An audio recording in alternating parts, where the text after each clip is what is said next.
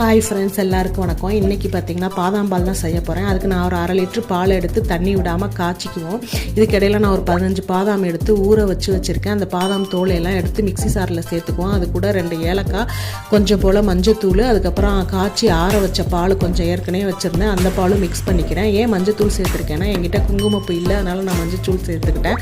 பாதாம் பால்னால் லைட் மஞ்சள் கலரில் இருக்கும்ல, அதனால தான்.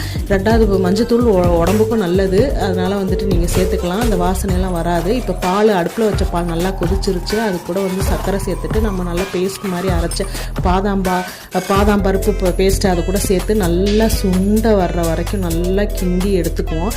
நல்லா வத்தி பால் வந்ததுக்கப்புறம் அதை ஆற வச்சுருவோம். ஆற வச்சதுக்கப்புறம் நம்ம துருவின பிஸ்தா, பாதாம் அதெல்லாம் போட்டுட்டு பாதாம் பிசின் ஊற வச்சு நான் ஏற்கனவே ஃப்ரிட்ஜில் வச்சுருப்பேன். அதில் ஒரு 2 டீஸ்பூன் நான் எடுத்து போட்டுக்கிட்டு அது கூட கொஞ்சம் ஐஸ் க்யூப்லாம் சேர்ந்து இந்த மாதிரி கண்ணாடி டம்ளரில் சர்வ் பண்ணோம்னா சூப்பராக இருக்கும்.